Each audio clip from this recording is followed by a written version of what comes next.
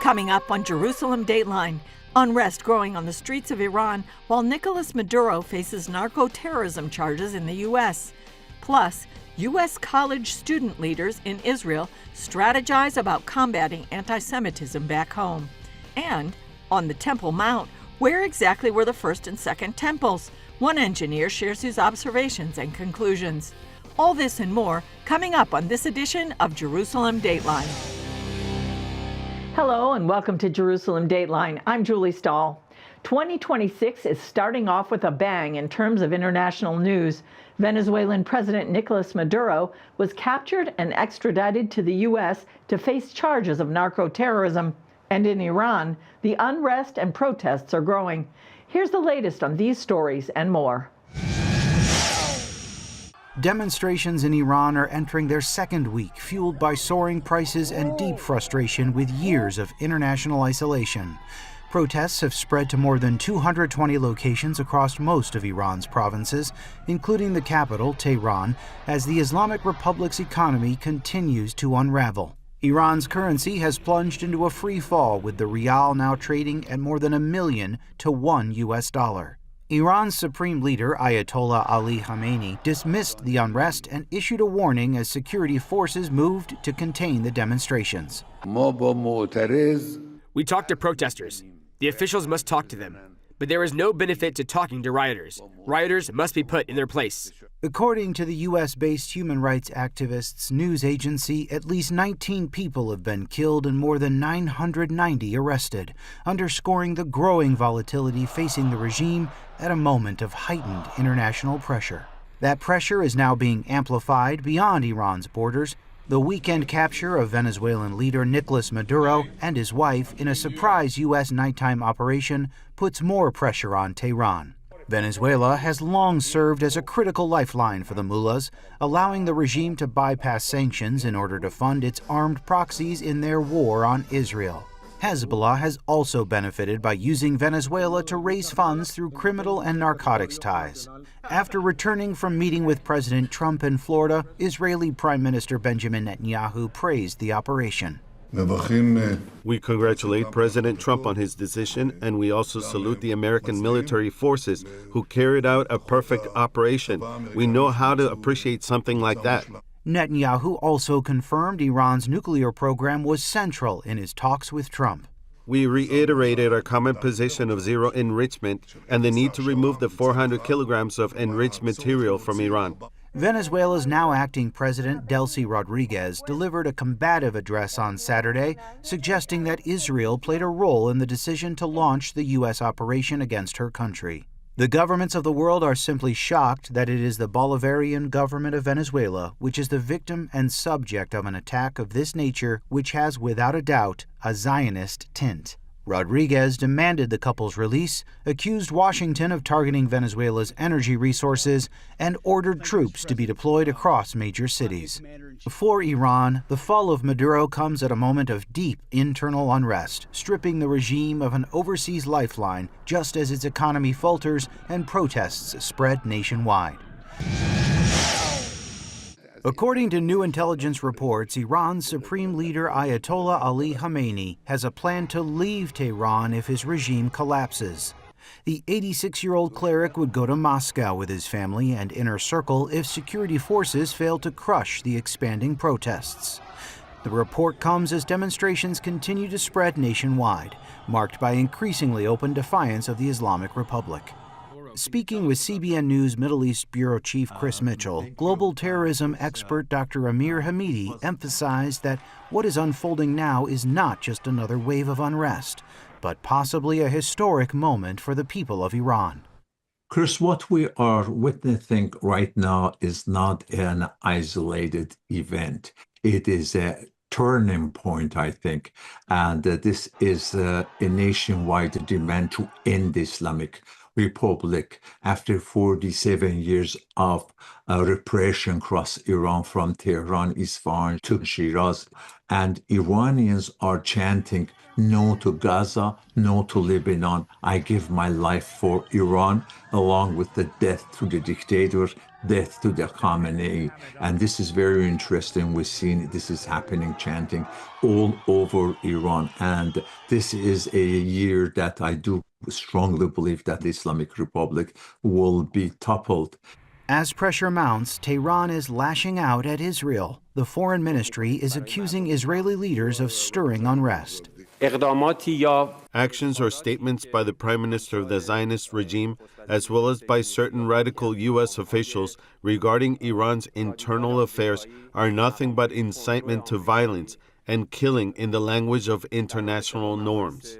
President Donald Trump signaled that the United States is closely monitoring the situation, underscoring that Tehran could face serious consequences if the regime moves to violently suppress the demonstrators. We're watching it very closely. If they start killing people like they have in the past, I think they're going to get hit very hard. Meanwhile, Israeli officials say Iran's partnership with Venezuela has been used to extend its destabilizing reach far beyond the Middle East. Now, the foreign ministry has actually said that Venezuela has destabilized the region there, serving as a base for Hezbollah terror operatives and hosting Iranian weapons production facilities. U.S. forces reportedly attacked Hezbollah targets in the strike that captured Venezuelan dictator Nicolas Maduro Saturday, and the Trump administration has proclaimed it will no longer tolerate an Iran-Hezbollah presence there.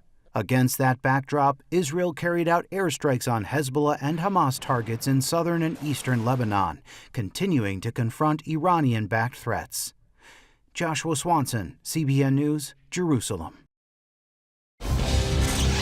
Virulent anti-Semitism is increasing globally, but just last month, something positive happened in Israel to counter that. More than 80 North American college student leaders arrived to network, learn about their heritage, and strategize on how to stand strong on campus. They were a very impressive group. Take a look. Student leaders from top universities, including UCLA, Brandeis, Rutgers, Yale, and NYU, arrived to gain firsthand insight into the aftermath of October 7th. So they can go back to campus more confident to refute the lies of genocide, the lies that Israel is a racist country, and educate and inspire other people to stand up for Israel and stand up against anti-Semitism. They visited areas directly affected by the war along the Gaza border and in the Golan Heights, and Judea and Samaria, also known as the West Bank, which are at the forefront of the battle ahead. The trip is very intense, and it's designed and planned and built with very much a lot of intention to really shake them, but also to give them the right information to be effective activists on campus. Michael Eglash, co-founder of IsraelAmbassadors.com, a campus activist himself in the 1990s, says anti-Semitism was as much of a problem then as it is now. Nothing has really changed. We just have social media, we have more media, and it's elevated and amplified. The students come with different backgrounds and have had various experiences on their campuses. Even though many have Israeli relatives, the trip was still an eye-opener. Julia Schulman from Connecticut College says she's experienced anti-Semitism and anti-Zionism in her class curriculum and from the rhetoric of her professors. Her highlight was going through Judea and Samaria. Going to the site and the land that people are disputing and talking about was extremely eye-opening for me. We talked to people who actually live there in Jewish communities. It was very impactful. I think I'm going to use a lot of the knowledge that I've learned and the experiences that I've learned from that day going back to campus. Another highlight included biblical Shiloh, where archaeologists have uncovered many ancient treasures. Just seeing the historical roots of the Jewish people in the land gave me a lot of very empowering and gave me a lot of firsthand knowledge and experience that is really undisputed. You can't dispute the ruins that you find when you dig up in the land of Shiloh. Virginia Tech student Yoav Kelter says there's a very small Jewish group facing a large Arabic and Muslim population at his school, driving the point home about Israel even more. We have to just be more confident, be strong, just like Israel in the Middle East is surrounded by all of these Arabic countries, and all these times in the past we faced hardships and we faced all of them attacking us at once. Even if I'm one voice and they're 100, I can still be louder than all of them. While in Israel, Yoav enjoyed meeting people from different backgrounds, ethnicities, and cultures. Being able to go back to my camp and seeing I've talked to all these different people and I've learned all these different things. You've only seen videos online, who are you to tell me I don't know what I'm talking about? Oregon State senior Yael Reich says life was normal for her at school until October 7th. I've been called a Nazi on campus. I was tabling for October 7th this year, to bring the hostages home. I was giving flowers out on campus, and people came up to me and called me a Nazi. She had never been to biblical Judea and Samaria, and something she saw in Jerusalem had a message she wants to convey. I saw specifically a banner when we were outside of President Herzog's house that said, "All we want is to give peace a chance." And I think I just want to relay that message to people at home, or just tell them to listen to the stories and listen to people. Dan Garniak from UC Santa Barbara says he's encountered pro-Palestinian protests and blatant anti-Semitic incidents, especially if they hear him speaking Hebrew. You can't really defeat anti-Semitism. What you can do is build yourself up, be strong, and be able to take care of it. Visiting Kibbutz Be'eri, one of the hardest-hit communities on October 7th, gave him new insight. It was a very difficult experience, seeing all the burnt houses and hearing all the stories. And I gained so many new perspectives during this trip, and I feel like I'm truly ready to come back to campus and fight the anti-Semitism. The man in our next story brings an engineer's eye to a question people have asked for centuries. Where exactly were the first and second Jewish temples? He says some of the clues are hiding in plain sight. Here's his conversation with our bureau chief, Chris Mitchell. Christian Widener, thanks for joining us on Jerusalem Dateline. You've written a book called The Temple Revealed, the true location of the Jewish temple hidden in plain sight. First of all, great to be with you. Tell us why you believe you know where the location of the first and second Jewish temples were. Thank you for having me, Chris.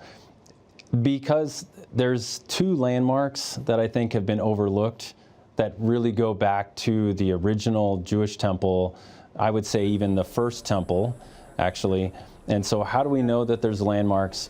There's the Golden Gate that people have said, and a lot of different historians or archaeologists have made the claim that that's not the original gate going back to the temple times. Some other archaeologists say it is the original gate that goes back to the temple times. And so, in that, when you have a bunch of different voices, you don't know which is true. I wanted to know, so as an engineer, I started looking at what's the evidence for whether that gate was really a landmark. And the reason why it would be a landmark is because the Mishnah records that all those gates were in line with the Holy of Holies all the way out to the eastern gate.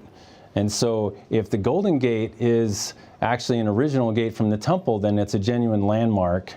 And when you start thinking about when it was built, the history records, like the pilgrims, all the way back to the Piacenza pilgrim in 570 AD, that the gate was there. Okay. And even Josephus says that the gates of the temple were all destroyed except for two, the east gate and the south gate. So that's one. What would be the second landmark? So the second one is under the Dome of the Spirits. It's a piece of flat bedrock. And a lot of people think that the bedrock that's under the Dome of the Rock must have been the location of the temple, but it's missing one key characteristic: it's not flat.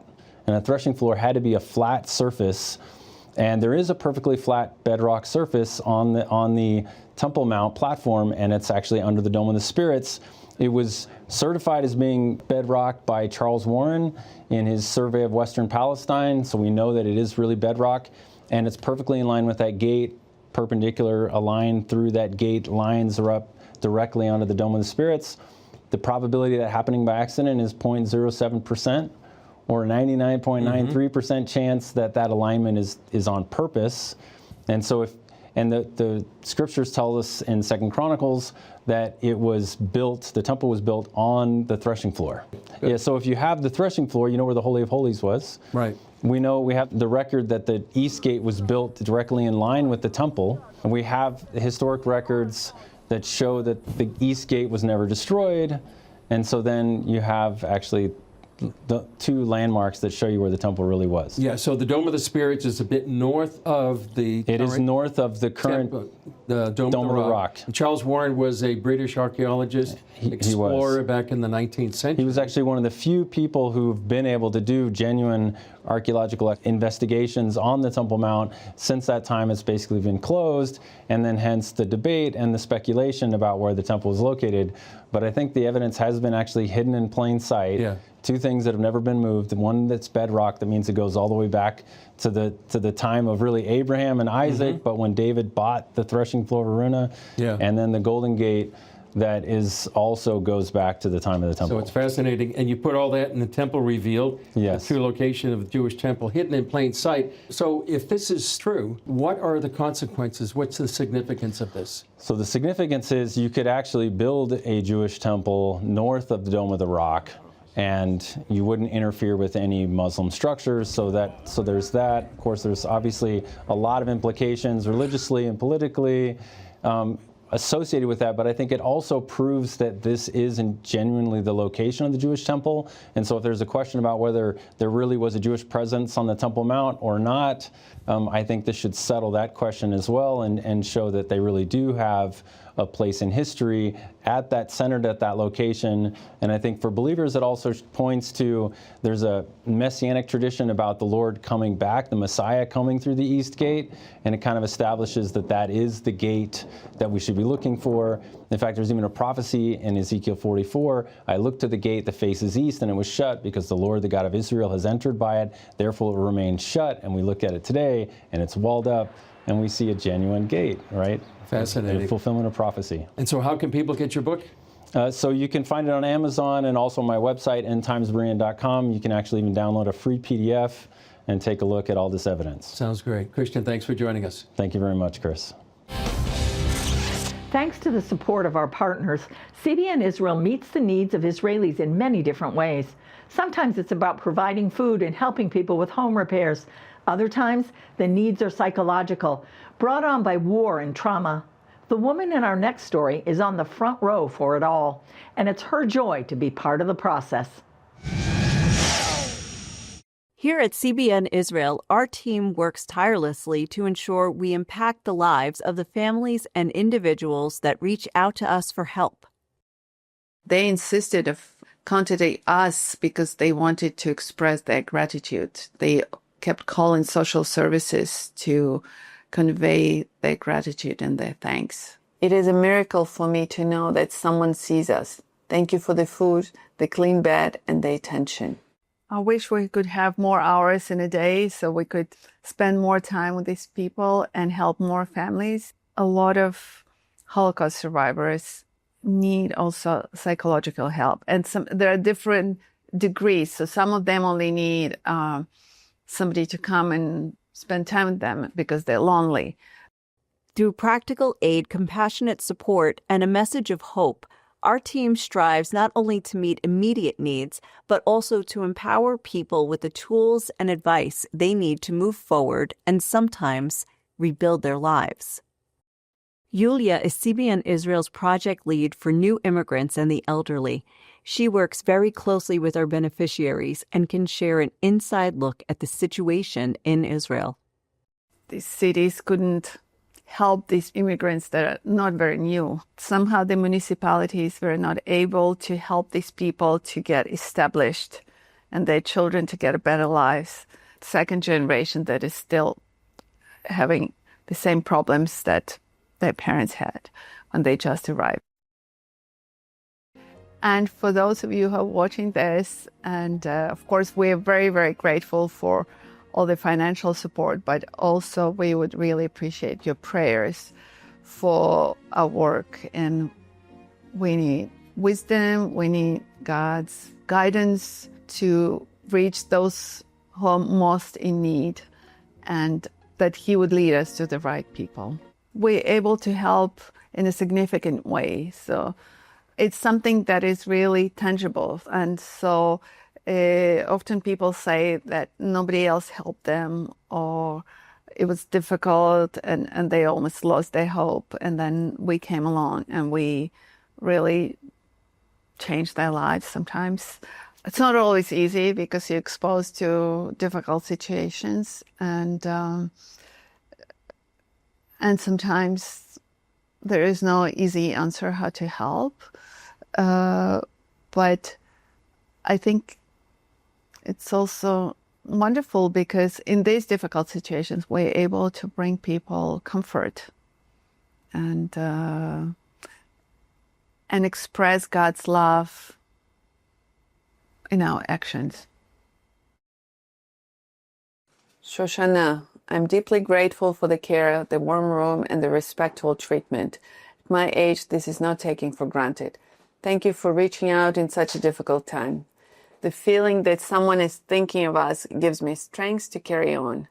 Staying by the sea, the attitude of the hotel staff, this was the most beautiful period of my life. That's all for this edition of Jerusalem Dateline. Thanks for joining us. Remember, you can follow us on social media, and you can also access CBN content through our CBN News and other CBN apps. And don't forget to sign up for our email blasts so you can continue to receive all of our updates. And please, keep praying for Israel, the peace of Jerusalem, and for all those caught in harm's way. And remember, the God who watches over Israel, and you and me, neither slumbers nor sleeps. I'm Julie Stahl. For all of us here at the Jerusalem Bureau, we'll see you next time on Jerusalem Dateline.